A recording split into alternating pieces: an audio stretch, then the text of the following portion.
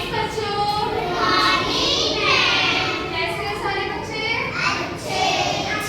कल आप सबको पढ़कर कैसा लगा? अच्छा। ठीक है। आज मैं आपको ठोस और तरल पदार्थ के बारे में बताऊंगी। ठोस कौन सा होता है, ठोस और तरल पदार्थ। ठोस कौन सा होता है और तरल कौन सा होता है, ठीक है? आप लोग जानते हो? नहीं जानते ना? तो इधर आओ।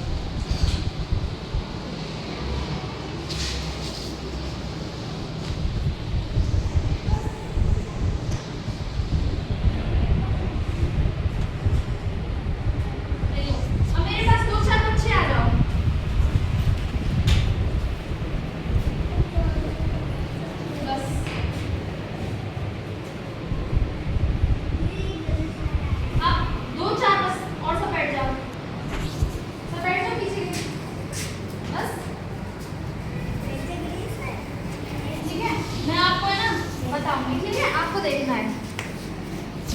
किसी के पास पेन है? पेन देना।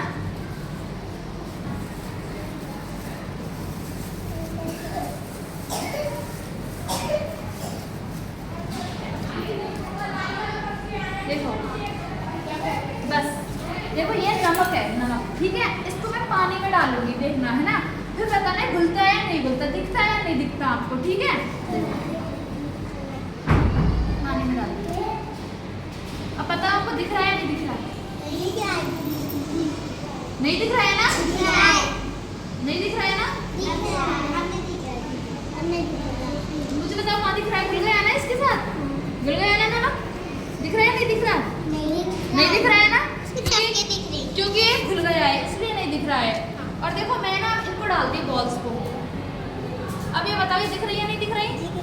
क्यों? क्योंकि ये ठोस है और ये तरल पदार्थ था जो कि पानी में खुल गया और ये ऊपर तैर रहा है। अब ये बताओ, देखो अब मैंने इसको डाल दिया, ऊपर अच्छे से नीचे जा ही नहीं रहा। क्यों? क्योंकि ये ठोस है, नीचे नहीं जाएगा, ये ऊपर ही तैरेगा। आ जाओ बच्चे, और आ जाओ, देख लो, ठीक है? अब बताओ कौन सा तरल है कौन सा ठोस है? ठीक है, आप थोड़ा सा नमक डालो इसमें डालो बस। मैं घोलती हूँ, बताओ घुल गया कि नहीं घुला? घुल गया ना?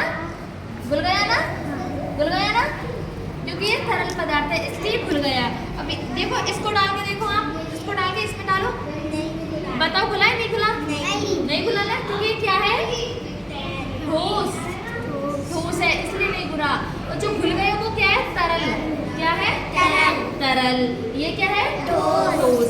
अब थोड़ा सा नमक डाल दो इसमें, ठीक है? अब देखो, अब बताओ ये क्या है?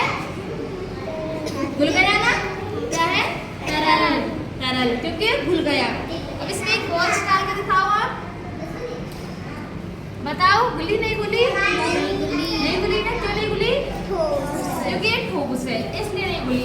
अब आप ठोस हमेशा ऊपर ही रहता है, तरल हमेशा नीचे घुल जाता है। ये बात आपको समझ में आ गई है ना?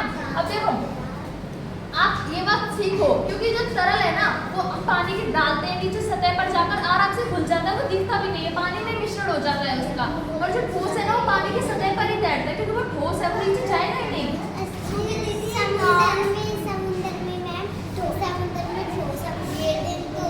तो भी वो ऊपर ही तैरेगा क्योंकि वो ठोस है। जैसे कि हम अगर पानी, जैसे कागज लेंगे, कागज की नाव बनाएंगे और उसको पानी के ऊपर तैराएंगे तो वो ठोस ही रहेगा, क्योंकि वो पानी के ऊपर ही तैरती रहेगी।